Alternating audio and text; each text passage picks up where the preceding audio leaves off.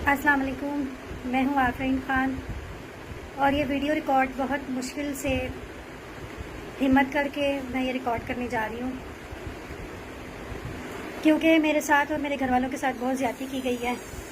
मैंने एक शख्स से शादी की थी जिसका नाम है अदील भट्टी, जो कि पिंडी से ताल्लुक़ रखता है, गुलरेज़ में रहता है, गली नंबर 6 में, मकान नंबर 224 में। अदील सफदर भट्टी नाम है लड़के का।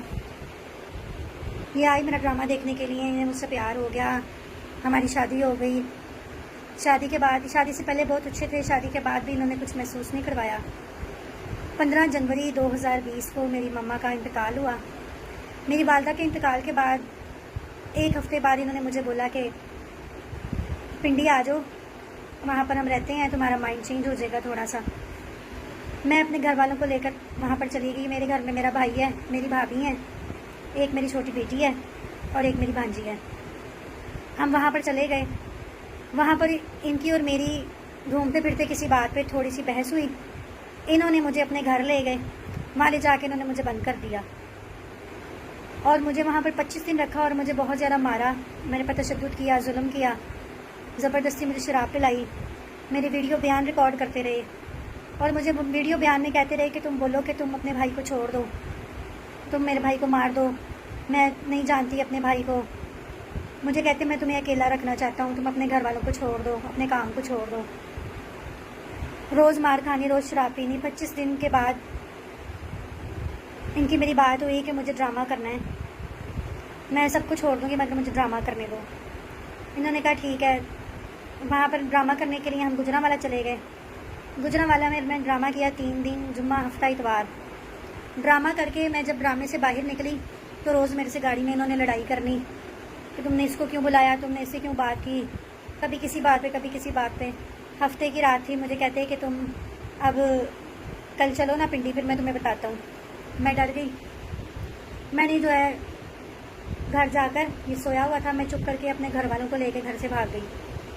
घर से भाग गई, नंबर मेरा ऑन था। मुझसे ये बात करते रहे, बात करके मुझे कहते रहे कि प्लीज़ मुझे माफ़ कर दो, मुझसे गलती हो गई, मुझे ऐसा नहीं करना चाहिए था, मैंने तुम्हारे साथ जुल्म किया है, ज़्यादती की है, मैं तुमसे माफ़ी मांगता हूँ। उसके बाद कोरोना आ गया। कोरोना आने के बाद हालात बहुत ख़राब हो गए, क्योंकि काम काज भी बंद हो गया था।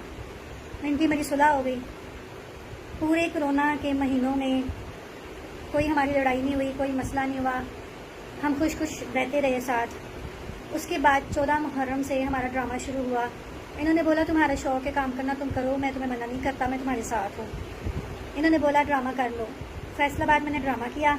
फैसलाबाद ड्रामा करी थी। इन्होंने बोला, अदील भट्टी ने बोला कि आप पिंडी ड्रामा करो, मेरे कुछ काम है वो क्लियर हो जाएँ।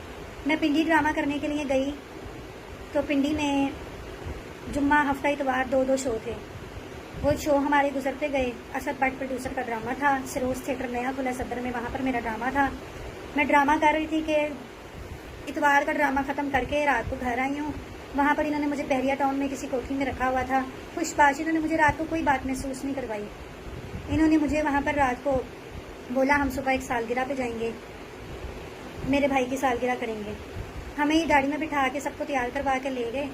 रास्ते में हमारी गाड़ी में कुछ बंदे बैठ गए। मैंने समझा कि वो चोर हैं। उन्होंने हमें पिस्तौल लगा दिया और इनके घर के बाहर ले गए। जब इनके घर के बाहर लेके गए तो अदील कहते हैं कि ये पिस्तौल मुझे दे दो। यही तो मैं चाहता था, जो मैं चाहता था वो मैंने कर लिया। वो पिस्टल जो है इन्होंने अदील ने उन बंदों से पिस्टल ले लिया और घर पे ले आए। घर पर लाकर एक कमरे में मुझे भी मारा, मेरे भाई को इतना मारा, इतना मारा, इतना मारा। शाम 7 बजे मारना शुरू हुए हैं और अगली सुबह दोपहर 2 बजे तक मेरे भाई को मारते रहे हैं। वीडियो बयान रिकॉर्ड करते रहे हैं उसमें मार मार के कि बोलो तुम्हारी बहन ठीक नहीं है, बोलो तुम्हारी बहन ऐसी है, बोलो तुम्हारी बहन, तुम उसे नहीं जानते, तुम अपनी बहन को छोड़ दो, तुम सब लोग चले जाओ, मैं तुम लोग को रिहा कर दूंगा, मगर इसको यहीं रहने दो, इसके पीछे कभी नहीं आना। उधर से मेरी भाभी के साथ इसने 2 दफ़ा बदतमीज़ी की है, ज़्यादती की है, उसको मारा है। मेरी 1 साल की भांजी है, मेरी जान है, वो मेरे भाई की बेटी है जन्नत खान। इसने मेरी बेटी जन्नत खान, जो मेरी भांजी है, उसके मुँह पे थप्पड़ मारे, उसे उठा उठा के बेड के ऊपर मारा। उसके बाद मेरी बेटी है खुशी खान, जो अब 5 साल की हो गई है, उसे मारा। वो इस कदर डरी हुई है इस शख्स से कि वो कहती है कि बाबा का नाम भी ना लो। इतना इन लोगों ने हमारे साथ वहाँ पर जुल्म किया, उस रात इतना जुल्म किया कि मैं आप लोगों को बयान नहीं कर सकती। वहाँ पर इनकी अम्मी ने मेरी जान बचाई। इनकी अम्मी शगुफ्ता नाज नाम है उनका, उन्होंने मेरी जान बचाई।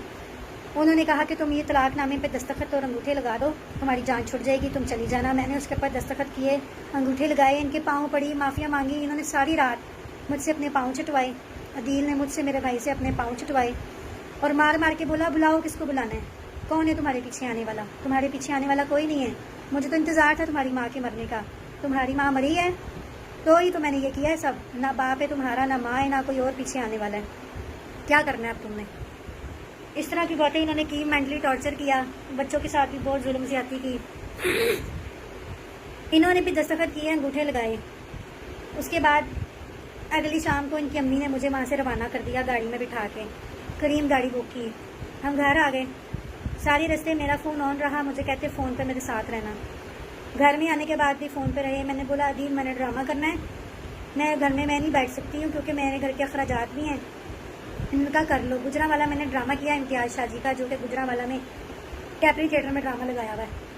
मैं वहाँ पर ड्रामा कर रही थी, 24 घंटे फ़ोन के ऊपर रहना, किल किल, लड़ाई झगड़ा धमकी। मैंने इनको बोला कि मैंने बात नहीं करनी। मुझे कहते हैं, अगर तुमने बात नहीं करनी तो मैं तुम्हें जान से गोली मार दूँगा, तुम्हारे घर वालों को भी मार दूँगा। बेशक कहते हैं मेरी रिकॉर्डिंग कर लो, बेशक कहते हैं जिसको मर्जी जाके बता दो। अब मैं और मेरे बच्चे हम लोग घर से भागे हुए हैं। मेरे पास रहने की जगह भी नहीं है, मेरे पास पैसे भी नहीं हैं। मैं बहुत परेशान हूँ। मेरी वालदा के जाने के बाद हमारे साथ बहुत जुल्म हुआ है। हमारे सर पर कोई भी बड़ा नहीं है जिससे हम मदद मांग सकें। आखिरकार हम लोग हुकूमत से अपील करते हैं, दरख्वास्त करते हैं कि इन जैसे दरिंदों को पकड़ा जाए, और मेरे पास सारे सबूत मौजूद हैं।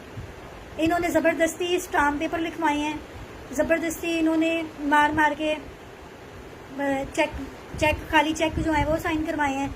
बिजली का करंट होता है जो पुलिस के पास, इन्होंने गुजरेज टाउन के पुलिस के बंदे भी बुलाए थे, उनके पास इतना सा कोई था वायरलेस के जैसा जो करंट लगाता है।